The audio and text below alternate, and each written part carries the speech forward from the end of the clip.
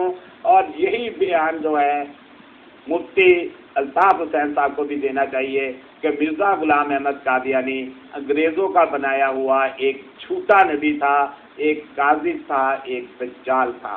آپ جب یہ بیان دے دیں گے تو پھر ہم یہ سمجھیں گے کہ آپ لوگ جو ہیں وہ اندر خانہ کچھ اور باہر کچھ ہے، یہ نہیں ہے۔ بہت سے دانشور ہیں یہاں پر جو کنورٹڈ قادیانی ہے، میں کسی کا نام نہیں لوں گا، جو اوپر سے مسلمان کا لبادہ اڑے ہوئے ہیں۔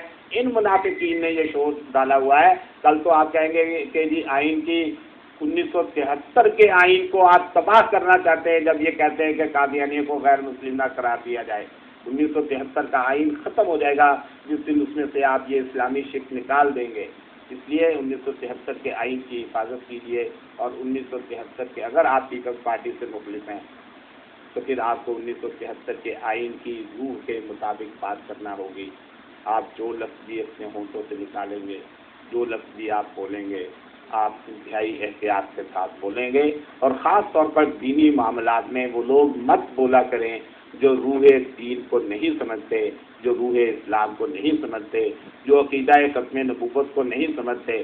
علامہ اقبال کے نواسے یوسف صلاح الدین سے آپ کی بہت دوستی ہے، یوسف صلاح الدین سے کہیے گا کہ وہ آپ کو پنڈت جواہر لال نہرو کی ایک کتاب اے بنچ آف لیٹرز لا کر دے، جس میں ان کے نانا حکیم الامت حضرت علامہ اقبال کا ایک خط موجود ہے۔ اس خط کا ایک جملہ عرض کر کے میں اپنی بات کو نقطہ اختتام تک پہنچاؤں گا۔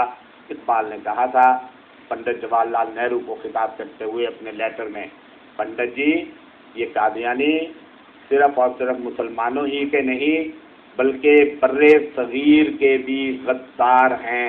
یہ الفاظ علامہ اقبال کے ہیں۔ کتاب کا نام اے بنچ آف لیٹرز ہے اور حکومت ہند نے چھپوائی ہے۔ اب جب چاہیں منگوا سکتے ہیں، ان میں سے یہ الفاظ پڑھ لیجیے اور اس کے بعد کوئی بات کیجیے۔ انہی معروضات کے ساتھ پروگرام بیان ہیڈ لائن سے حافظ شفیق الرحمان اور ریحان اظہر صاحب کو اجازت دیجیے۔ کل انشاءاللہ آپ سے ملاقات ہوگی اور انشاءاللہ مزید جو باتیں ہیں وہ آپ سے کی جائیں گی۔ حافظ صاحب ویسے الطاف حسین کلیریفائی کر چکے ہیں، انہوں نے کہا ہے کہ میں حضرت محمد صلی اللہ علیہ وسلم کو آخری نبی مانتا ہوں۔ یہ